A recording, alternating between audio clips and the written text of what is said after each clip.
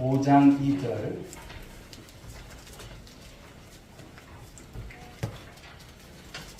성경 1294면에 있습니다. 미가 5장 2절 한 절 말씀, 한 목소리로 말씀을 봉독하겠습니다. 시작. 베들레헴 에브라다야, 너는 유다 족속 중에 작을지라도 이스라엘을 다스릴 자가 네게서 네게로 나올 것이다.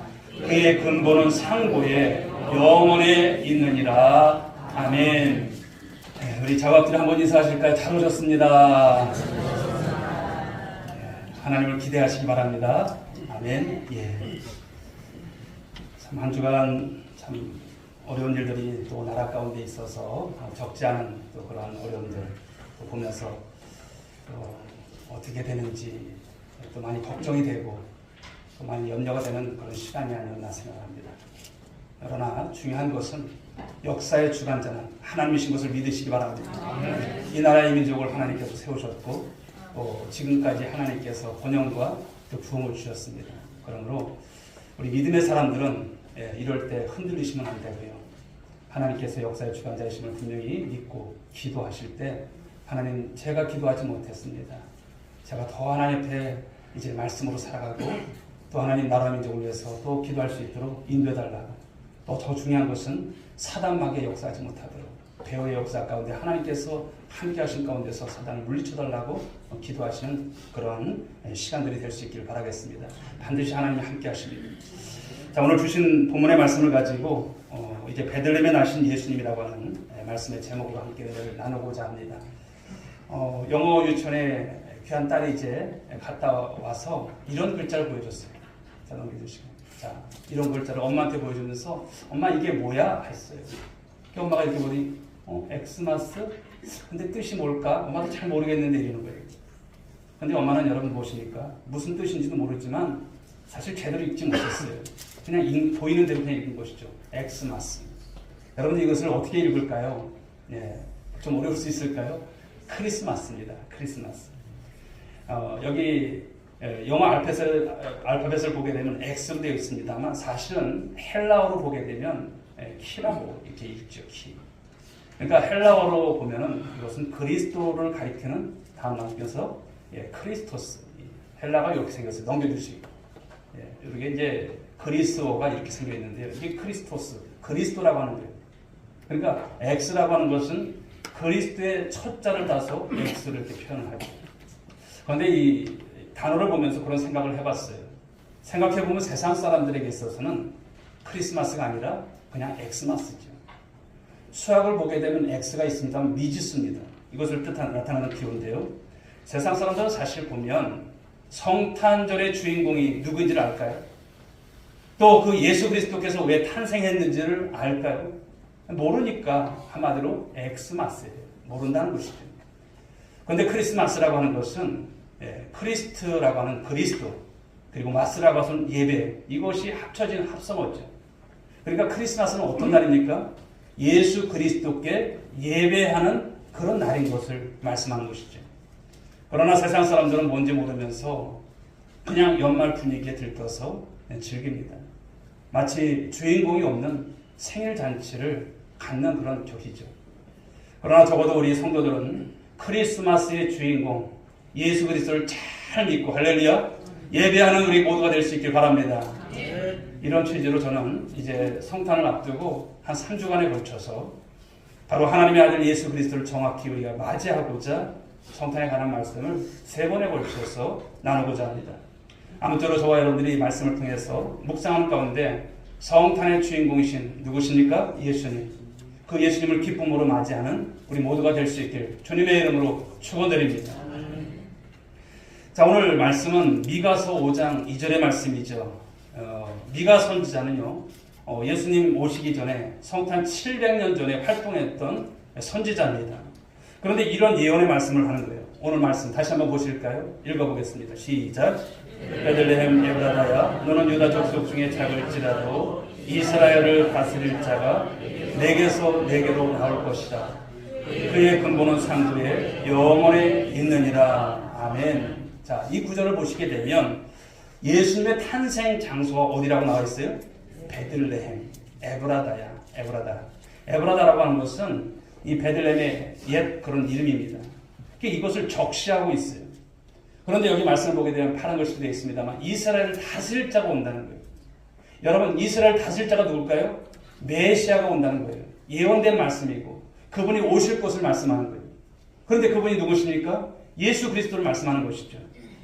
메시아라고 하는 것은 시브리어입니다. 그리고 그리스도라고 하는 것은 헬라어 그리스도입니다. 그런데 그리스도라고 하는 것은 우리가 잘 아는 대로 기름 부음을 받은 자다, 이런 뜻이죠. 자, 구약시대 말씀을 보고 우리 이제 내용을 보게 되면 구약시대 여러분 기름 부음 받은 자가 있죠. 누가 있습니까? 바로 제사장이 있고 왕이 있고 그리고 선지자가 있어요. 이런 붙는 예식을 이제 거행했던 것이죠. 그러니까 우리 예수님은 이 세상에 오신 바로 제사장이시고 왕이시고 바로 선지자로 오셨다라고 하는 것을 말씀하는 거예요. 한마디로 말하면 그분은 구세주가 되심을 믿으시기 바랍니다. 그런데 오늘 말씀에 보면 기원이 상고 그리고 영원이라고 이렇게 증거를 하고 있어요. 이 말은 영원 전부터 존재하셨던 분이시다. 누가요? 예수님이. 그런데 하나님밖에 없다고 생각했지만 예수님이 그러신 거예요. 그러니까 예수님은 하나님의 아들이시고 또 메시아시라고 하는 것을 뜻하는 것이죠. 자, 그런데 하나님께서 왜 메시아의 탄생 장소를 오늘 베들레헴에 이렇게 특정하셨을까요? 자, 그것은 다른 것이 아닙니다. 바로 그것은 메시아 신분을 확인시켜 주시기 위해서 바로 이런 바로 탄생 장소를 특정하셨다는 것이죠. 하나님의 아들이 인간의 모습을 가지고 오셔요. 그런데 누구인지 알 길이 있습니까? 그냥 아기 같고 그냥 다 같은 그런 여러분 생명같이 보이지만 알 길이 없는 것이죠. 그래서 여러분 하나님은 동정녀 마리아에게 천사를 보내셨고 성령으로 하나님의 아들을 잉태하게 될 이 사실을 가르쳐줬던 거예요.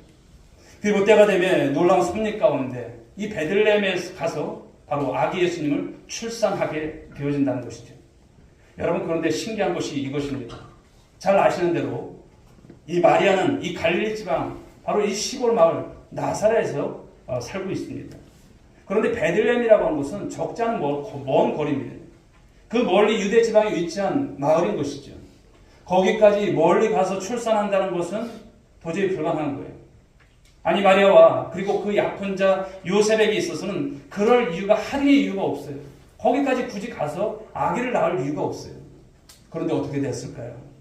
로마 황제가 호적을 하라고 하는 명령을 내려요.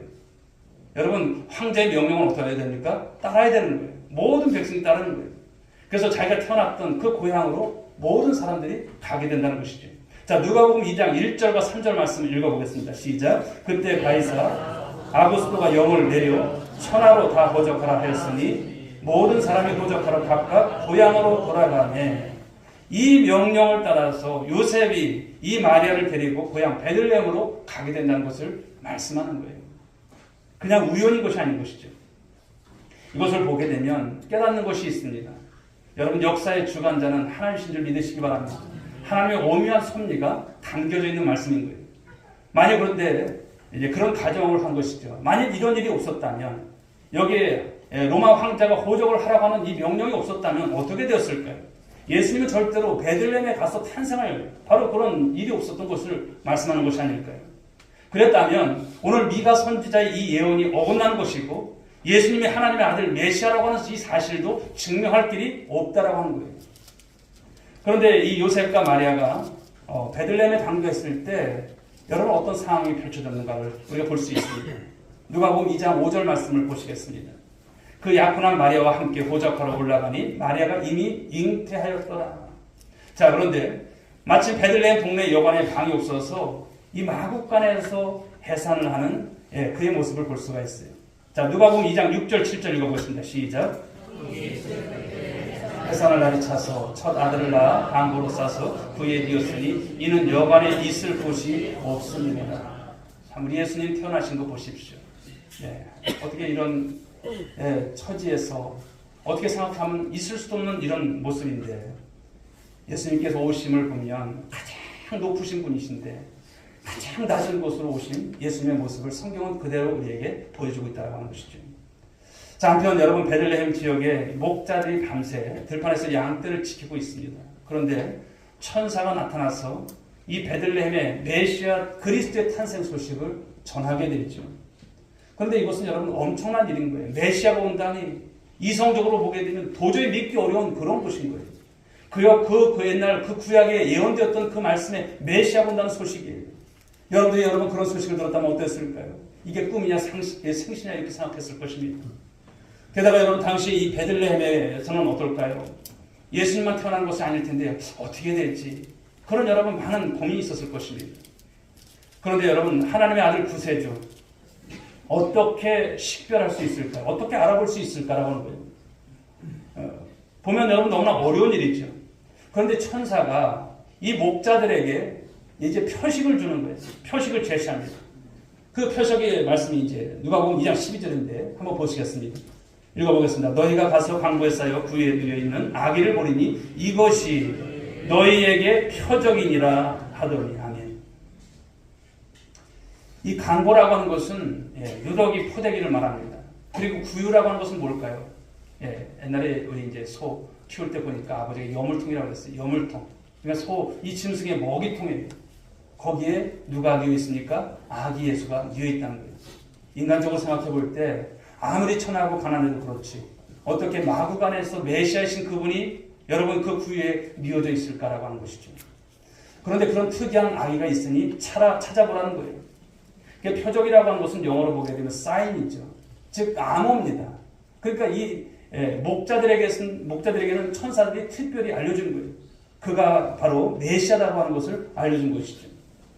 이처럼 하나님이 당신의 아들을 보내시면서 이 식별 표시로 강보에 쌓여있고 구유에 누워있는 아기를 오늘 정해 놓으셨다고 하는 것을 말씀합니다.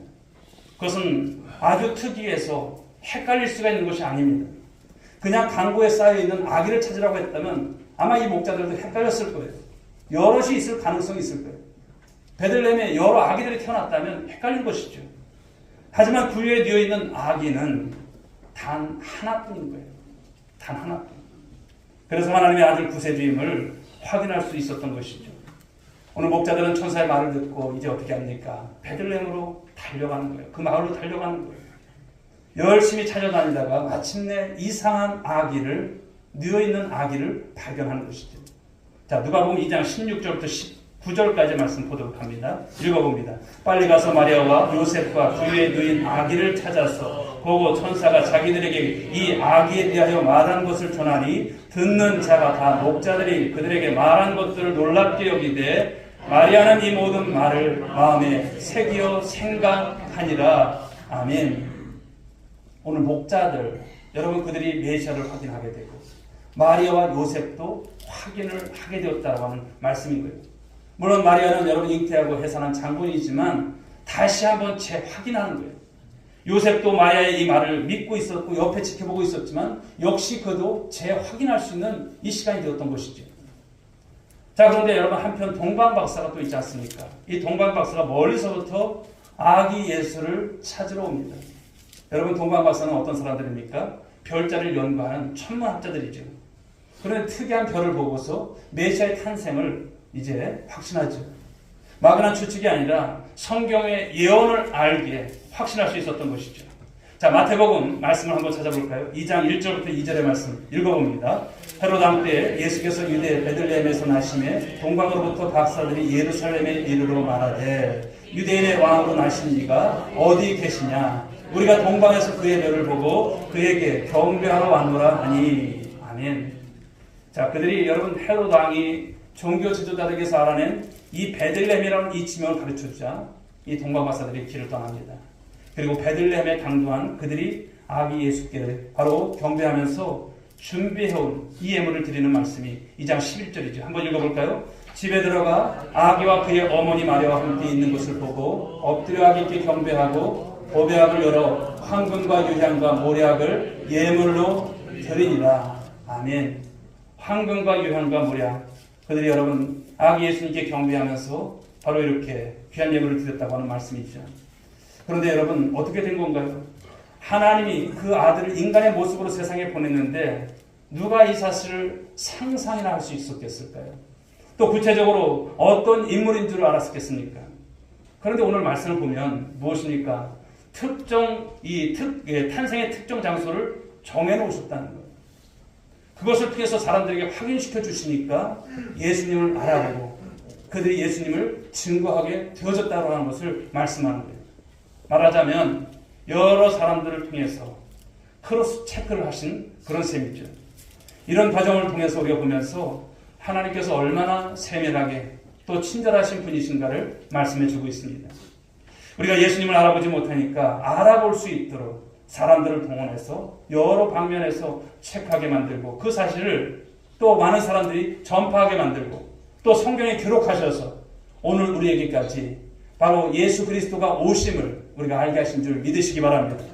그러므로 사랑하는 여러분, 예수님의 탄생에 대한 부분들을 의심 없이 우리가 온전히 그분이 우리의 구세주임을 확신하신 가운데서 우리가 동정녀 마리아를 통한 그 탄생을 믿는 저와 여러분들이 될 수 있길 주님의 이름으로 축복합니다. 자, 그렇다면 우리에게 의문이 하나 생기는 것이 있어요. 이 탄생 장소를 특정한 이유는 이제 알겠지만 왜 많고 많은 그런 장소를 두고서 왜 굳이 이 베들레헴이었을까라고 하는 그 이유가 무엇일까요? 상식적으로 따져볼 때 하나님의 아들이니까 왕궁에서 태어나는 것이 맞지 않습니까? 하나님의 아들이니까 그래도 대저택이라든지 아니면 특급 호텔 정도에서 태어나야 되는 것 아닐까요? 그런데 그 당시 베들레헴이라고 하는 것은요, 아주 작은 촌동네예요. 촌구석입니다.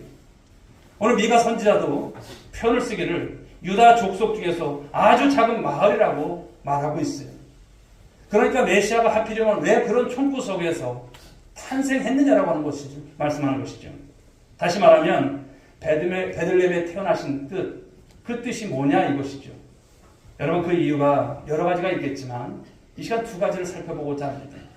첫째는요, 예수님이 굳이 베들레헴 이 촌구석에 탄생한 것은 온 인류를 구원하러 오셨음을 증거하는 줄 믿으시기 바랍니다.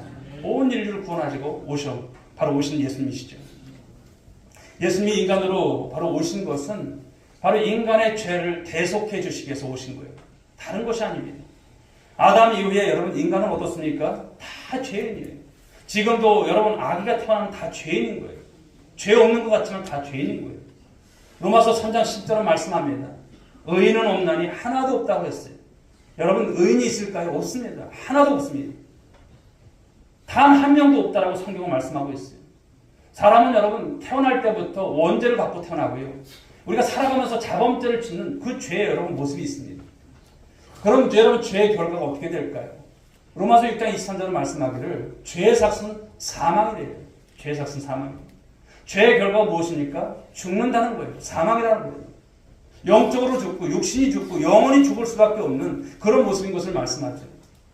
그런데 영원한 사망이라고 하니까 이제 죽으면 여러분 영원한 사망이니까 이제 다시는 살 길이 없겠네. 그것이 아니에요.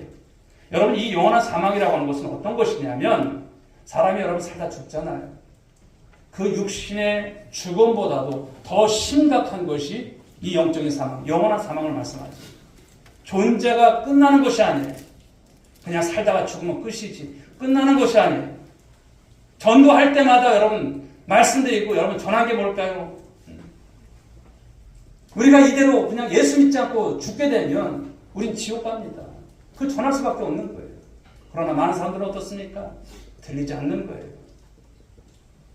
영원한 지옥에서 고통받으면서 영원히 존재한다는 것을 말씀하는 거예요. 지옥에 간다는 것은 무엇입니까? 그곳에서 영원히 고통받으면서 죽지 못해 살아가는 거예요. 구덩이가 여러분 살을 파먹어도 죽지 못하는 그런 참혹한 곳에 유황불이 들들 끓는 그런 곳에 가는 것이 지옥인 거예요. 이런 것을 생각해보면 우리가 예수 믿고 살아가는 것이 얼마나 큰 은혜인가, 얼마나 큰 복인가를 우리는 여러분 말하지 않을 수 없습니다. 그렇다면 어떻게 이 영원한 사망에서 우리가 구원받을 수 있을까요? 그것은 죄값을 치러야 되는 거예요. 아니, 죄값을 치러야 돼? 오늘 교회에서 그 말씀을 듣고 이것만 듣고 가면 안 돼요. 오직 죽음으로서만 여러분 죄를 치를 수 있는데 본인이 치르면 여러분 결국 영원한 사망이지만 제3자가 대신 치러줘야 되는 거예요. 여러분 성경을 보시게 되면 피는 생명이고 피 흘림은 죽음입니다. 그러므로 피 흘림으로 죄사함을 받을 수 있는데요. 히브리서 9장 22절은 말씀합니다. 피 흘림이 없은즉 사함이 없느니라. 여러분 이 세상에서 그 누구도 여러분의 죄를 대신해 줄 사람이 있을까요? 우리 부모님이 내 죄를 대신해 줄 수 있을 거예요. 천만의 말씀입니다. 가장 사랑하는 여러분 남편이, 가장 사랑하는 아내가, 사랑하는 여러분 자식이 대신해 줄 수 있을까요? 없습니다. 그 죄를 대신해 줄 수가 없어요. 예수님이 오신 이유가 바로 그래서 여기 있는 곳입니다. 자, 로마서 8장 3절 말씀을 보실까요? 읽어봅니다. 그 죄로 말미암아 자기 아들을 죄 있는 육신의 모양으로 보내어 육신의 죄를 정하사. 하나님이 죄가 없는 예수님을 어떤 모습으로? 사람의 모습으로 세상에 보내셔서 바로 우리의 죄를 대속해 주셨다라고 하는 이 말씀을 말씀하는 거예요. 죄 없으신 예수님이 사람이 되셔야만 할 수밖에 없었던 것이 여기 있는 것이죠. 그리고 그 예수님이 그 십자가에서 피 흘려 죽으실 수 있고 비로소 우리에게 있어서 그 대속이 가능하게 된 줄 믿으시기 바랍니다. 그러므로 사랑하는 여러분, 이것이 바로 성탄과 이 십자가의 바른 의미인 것을 말씀하는 거예요. 예수님이 바로 의로우신 하나님의 아들이시지만 굳이 인간으로 오신 것은 인간의 죄를 대신 짊어지시고 이 세상에 오셔서 십자가로 죽으시기 위해서 오신 것입니다. 할렐루야. 우리를 위해서 죽으러 오신 거예요. 그러므로 성탄과 이 십자가로 우리가 속죄되었음을 믿으시기 바랍니다. 아무리 여러분 귀한 말씀이 있어도 여러분들이 아멘하지 않으면 안 되는 거예요. 우리가 믿음으로 고백하는 거예요. 예수 그리스도를 영접하는 것이죠. 오직 믿는 자만 이 죄와 사망에서 구원을 받고 영원한 생명을 얻게 된다고 하는 말씀이시죠. 그런데 만약 여러분 예수님이 왕이나 귀족으로 태어나셨다면 어떻게 되었을까라고 하는 거예요. 평민이나 천민은 감히 여러분 접근조차 할 수 없는, 그럼 여러분 범접할 수 없는 그런 여러분 사이일 거 아니겠습니까? 그런데 평민이나 천민이 살고 있었던 이 베들레헴, 이 촌구석, 이 동네에 탄생하셨기에 그들이 제일 먼저 예수님을 만날 수 있었어요. 가장 낮고 천한 그 신분의 사람들이 천사를 통해서 예수님의 탄생 소식을 듣고 찾아가서 만난 목자들, 그 당시 여러분 이스라엘 사회에서 가장 낮고 천한 신분의 사람들이, 이런 사람들이 예수님을 오늘 아련하지 않습니까? 그런 예수님을 만나지 않습니까? 아울러서 여러분 빈부귀천 남녀노소 할 것 없이 누구든지 이 말씀을 통해서 볼 수 있는 것은 예수님을 만날 수 있고 믿을 수 있고 구원받게 하신 베들레헴의 특정에서 태어나신 이유가 왜인지를 말씀하는 것이 아닐까요? 예수님 이런 말씀을 하시죠. 요한복음 3장 16절에서 하나님이 세상을 이처럼 사랑하사 독생자를 주셨으니 이는 그를 믿는 자마다 멸망하지 않고 영생을 얻게 하여 하십니다. 여러분의 고백이 될 수 있길 바랍니다. 우리가 같이 한번 읽어볼까요? 시작. 하나님이 세상을 이처럼 사랑하사 독생자를 주셨으니 이는 그를 믿는 자마다 멸망하지 않고 영생을 얻게 하려 하십니다. 아멘. 여기서 세상이라고 하는 표현은 세상의 모든 사람들을 가리켜요. 그렇지만 여러분 그들 중에 누구든지 예수님을 하나님의 아들 구세주로 믿는 자만이 죄사함을 받고 바로 영생을 얻게 된다는 말씀을 주시는 거예요. 아무리 좋은 말씀이라도 여러분 믿지 않고 고백하지 않으면 이 영생은 여러분 거리가 먼 것이죠. 그렇습니다. 오늘 예수님은 누구에게나 두 팔을 벌리고 계세요. 그 팔은 아주 넓어서 바로 세상의 모든 사람이 안기기에 넉넉한 품입니다. 아무리 낮고 천한 사람도 아무리 높고 귀한 사람도 그 품에 안겨야 구원을 받고 바로 영생을 누리게 됨을 믿으시기 바랍니다. 아무쪼록 그러므로 사랑하는 여러분, 이 성탄절 우리가 이제 맞이하면서 예수님이 나를 바로 이 죄와 사망에서 구원해 주시는 바로 구주이심을 우리가 믿고 영생의 기쁨을 주님 안에서 충만히 누릴 수 있는 우리 모든 성도들 될 수 있기를 주님의 이름으로 축원합니다. 자, 두 번째 주시는 말씀은 예수님이 왜 굳이 여러분 이 베들레헴 촌구석에 탄생했을까라고 하는 것인데요. 그것은 모든 인간의 이 고난을 몸소 체휼하시기 위함이라고 하는 것을 말씀하는 겁니다. 여러분 체휼이라고 하는 말은 잘 안 써요. 예. 그러나 국어사전에 나오지만 그 의미가 아주 특이합니다. 예전에는 지금은 이제 우리가 한글 개혁 개정의 이 번역본을 이제 우리가 성경을 씁니다만 한글 개혁을 보게 되면요. 예, 그때 이제 체휼이라고 나와 있고요. 지금은 동정이라고 하는 이제 말로 번역이 되어 있습니다. 우리 히브리서 4장 15절인데 한번 읽어보겠습니다. 시작. 우리에게 있는 대제사장은 우리의 연약함을 동정하지 못하실 이가 아니요 모든 일에 우리가 똑같이 시험을 받으신 이로되 죄는 없으십니다. 저기 동정이라고 하는 말에 파란 글씨로 체휼이라고 하고 있어요. 자, 예수님은 한 인간으로 이 세상에 오셨어요. 이 베들레헴 같은 촌구석에 태어나자마자 어떠했습니까? 고생하셨어요. 마옥과 말구에 나셨고요. 누더기 강보에 쌓이셨고, 그리고 헤로당의 핍박을 피해서 바로 애국으로 피난을 갔다 온 여러분 그런 어려운 삶도 있었습니다. 또 그 후에 여러분 나사렛 깡촌에 가서 살면서 온갖 고생을 예수님 다 하셨어요. 예수님이 여러분 뿅하고 공생에 여러분 나타나신 것이 아니에요. 태어나셨고 그 성장기가 있었어요. 가난한 목수의 아들로 멸시천대를 받으면서 살아야 했던 예수님이셨고요. 그나마 육신의 아버지 요셉마저 일찍 세상을 떠나자 예수님은 큰아들이었거든요. 소년 가장으로서 목수일을 이어받아서 고달픈 삶을 살아가야만 했던 예수님이셨어요. 그 후에 여러분 예수님이 30세가 되자 이제 공생애를 시작하시죠. 공적인 생애입니다. 바로 그 가운데서 얼마나 많은 것을 예수님 체험하시는 것을 우리가 볼 수 있지 않습니까? 배고픔이 있으셨고, 그리고 목마름과 그리고 피곤과 멸시와 증오와 상처와 고통과 그 고독과 그리고 그 죽음이 예수님께 있으셨어요. 인간이 경험할 수 있는 온갖 고통을 예수님은 안 거친 것이 아니에요. 다 거쳤다는 거예요. 죽음까지도 거치신 거예요. 마지막에 그렇지만 여러분 예수님은 어떻습니까? 사형수로 몰려서 수치와 고통의 십자가에 못 박혀 죽으셔야만 했던 것을 말씀합니다. 그리고 예수님도 무덤으로 내려가시죠. 생각해 보십시오. 가장 높으신 하나님의 아들이 이 땅에 사람으로 오셨고, 그것도 모자라서 가장 여러분 천하고 고통스러운 그 과정을 예수님께서 겪으셨다는 것을 말씀합니다. 그러므로 우리와 공감대를 갖고 이 고난 중에 위로해 주시고 때로는 세밀하게 도와주실 수 있는 거예요. 히브리서 2장 18절 말씀 한번 보시겠습니다. 그가 시험을 받아 고난을 당하였은즉 시험 받는 자들을 능히 도우실 수 있느니라. 예수님이 온갖 시험과 고난을 경험해 보셨기 때문에 우리를 도와주실 수 있는 거예요. 아무것도 경험하지 않고 하나님의 아들이라니까 여러분 그냥 모든 사정을 여러분 하나님의 아들이니까 다 아시겠죠. 그러나 인간의 모습으로 오지 않으셨다면 하나님이시니까 우리 그렇게 여러분 생각할 거예요. 우리의 아픔과 우리의 고통을 그 하나님이 아시기나 할까? 모를 거야. 그렇게 말할 수 있을 것이에요. 그런데 예수님은 어떻습니까? 실제 인간의 몸으로서 그 모든 고통을 다 체험하시고 겪으셨고 사셨다는 것이에요. 그것을 여러분 공감대를 가질 수 있는 예수님이신 것을 말씀하죠. 그분은 고고하게 높고 높은 데 계시고 우리는 낮고 낮은 데 있으니까 이것이 아닌 것이죠. 실제 이 땅에 오셔서 우리의 모든 고통과 아픔을 아시는 주님이신 거예요. 그 예수님이 이 베들레헴에 낮고 천한 사람들을 그런 가운데서 만나주시고 몸소 이제 뭔가 천을 이 고난을 치열하시니까 공감이 되는 거예요. 한마디로 여러분 예수님은 동병상련의 그런 여러분 마음을 갖고 계신 것이죠. 미국의 41대 대통령 조지 부시가 있습니다만 그가 89세였을 때 하루는 머리를 삭발한 적이 있어요. 사연인 적이 이렇죠. 옛 경혼의 2살 배기 그 아들이 백혈병에 걸렸어요. 그래서 치료를 받느라 머리가 이 어린아이가 다 빠진 거예요. 너무나 마음이 아파요. 그래서 대통령으로서 모금도 이제 도와주고 했지만 마음으로 위로해 주려고 동료들과 함께 바로 삭발을 했다는 거예요. 삭발을.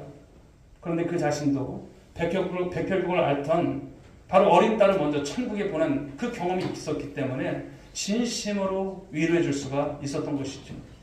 여러분 이게 뭘까요? 이것이 체혈인 거예요. 예수님의 체혈이라고 하는 것은 그냥 체혈인 것이 아니에요. 여러분의 오늘도 삶을 살아가면서 그 아픔과 고통을 예수님 모르실까요? 다 아신다는 것을 말씀하는 거예요. 그러므로 사랑하는 여러분, 어떤 어려운 상황에 처한다 할지라도 괜한 소외감에 빠지지 마시고 우리를 체혈하시는 예수님, 그 예수님을 의지하심으로 하나님께 담대히 나가실 수 있는 여러분 모두가 될 수 있길 주님의 이름으로 축복합니다. 히브리서 4장 16절의 말씀을 보실까요? 읽어봅니다. 그러므로 우리는 긍휼하심을 받고 때를 따라 돕는 은혜를 얻기 위하여 은혜의 보좌 앞에 담대히 나아갈 것입니다. 아멘. 사람은 몰라줄 수 있어요. 그렇죠. 때로는 목사도 몰라줄 수 있어요. 그러나 우리 주님은 여러분 아시는 줄 믿으시기 바랍니다. 오늘 이 말씀을 의지해서 긍휼하심을 받고 때를 따라 돕는 은혜를 얻기 위하여 바로 은혜의 보좌 앞에 담대히 나가십시오. 왜 나는 이런 고통을 받느냐고, 왜 나만 겪는 고난이냐고 이럴 것이 아닌 거예요.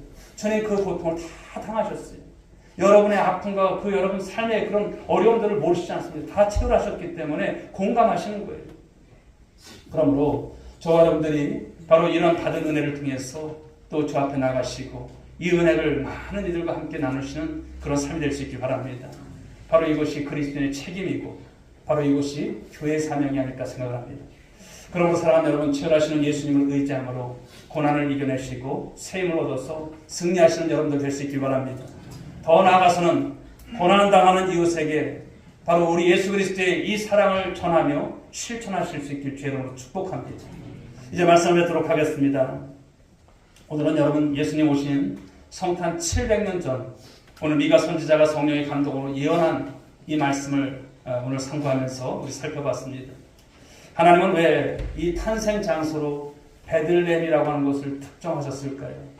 말씀을 드렸지만 메시아 신분을 확인시켜 주시기 위해서, 그분이 메시아라고 하신 것을 알려주시기 위해서, 그리고 예수님이 우리의 구원자이시고 우리의 고난을 치유하신 분이심을 알려주시기 위해서 바로 이곳 베들레헴에 태어나셨다는 것을 말씀해 주셨습니다.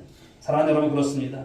아무쪼록 여러분 시국이 어렵고 힘든 가운데 있지만 주 앞에서 기도하시고 우리가 성탄을 준비하면서 맞이하면서 베들레헴에 나신 예수 그리스도를 여러분 마음 중심에 온전히 모시고 또 예수님을 모르는 많은 이들에게 이 성탄의 기쁨과 이 은혜를 함께 나누면서 또 삶을 살아가는 우리 귀한 성도님들 모두가 될 수 있기를 주님의 이름으로 축복합니다.